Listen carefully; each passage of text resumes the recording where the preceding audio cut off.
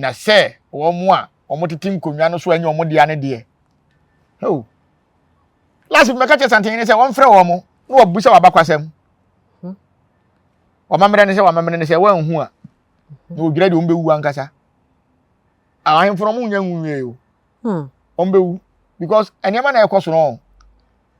ya ba ma ye mpanyimfo nti ntimi nkasam ya no ntia wo mo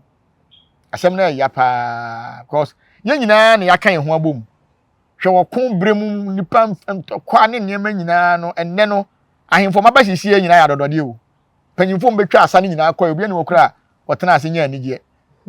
because wo sada aduanim kra no wokon start so jaiko ahemfo no bitimi ko okon tete ne ani ankobia o ne ani ankobia awa santimem tama kon ba ye no mo ka mema ne ko okon no ba ne nipa bonifo be si amachi abekunkum mo yere mu asesa japade na mo no ko brepe ne bi so afa bi ho awia bi ho no baba ankobia se wo de wo nkobia unkoba bia wo de ne so be make sure be hwe tena ha ne hwe chiri ene ma yenya nkobia na nka nkobia ni asante ya bakwase mu so timu nkobia na ye bobo mo no so de na mo ye mo nkobia wo nti mo ko kon no de na wo se mo ye munye enne se ekun ni hobiem enti de na wo se mo ye wo na wo se mo sore kasa se na akonya ne ti se na tie wo yesi ya se na nipa nyina hu ndi akonya na nkasa a wote so no de tie na mo de mommoa yense no entuma kese na asante ahemfo enimu fira so eni entuma de open type bia obenya aduru time se wo se mo sore na mo ko akonya mo tete so na akonya tuntun ya ko adwa o enya akonya ya dam fa ye ho enya hoto akodwa enya akon adwa nti wo se mo sore so na yewura nya sapo na wo hwe a ntokwa we obako me na mabo o machia se na o de ye no so say no mo de ye no aden me see ebinim kra obi tumi sore me oh asemu ya bai oh mam kakra me ko kama yewura kan sa asem no me so ma ya ko yin hifia from big gig o mo bato sisi a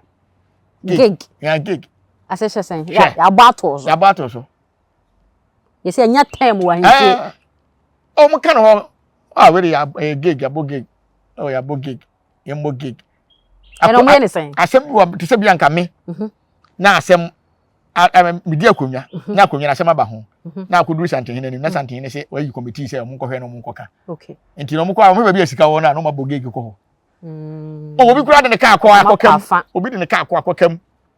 eduru time se santen ne be ka asem ne yanka ama no enti sa time na nkrɔfo bebre se santen na de bra ba no santen ne se fasika se bra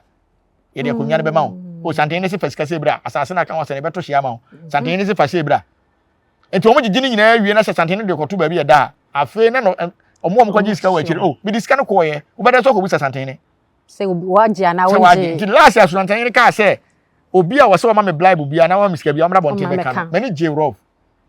sada mani je ya nkofo na di ne din eseniema omo di din seniema so I was some do mo na si form se santen no de na si form on santi committee bi a omo nya akọ omo nye ahemfo on nya anti committee pa omo nya ahemfo na on form ngbe wura omo nsem no mu ne nhwa ade se bo information ebenya ifra ahemfo no ho obitumi ya nwa no akọ so kosi akonwa yisika saa santen ni se de be mamo na santen ni sisei entro na motia hemfie di na mu lafi se yale wo ho ye gu nsa bia so asini pa won pe kroni yon pe ohini ye ne konkomo so obo so so tumu didi ntro sa mu fi te konkomo so le mom so ena nso tap ntire na oje wo na papa na beka no se de papa na nya gya tumi sa mpa se mo ne papa na sere kwane de o munyina ye eye boot ena ye beko no uni wo ka asem na se wo ya ade bi na me hu a ena je se de sika to minim me ba me ma boot o fanche obia eni ti na mo se menye no wo de wo to ama ho ma asem me ho ba asem ma mo nka wo so de ba meka me to me di obi yire na mo chemi ya mo mbom dede pa me bo obi apo na mo chemi ya mo mbom dede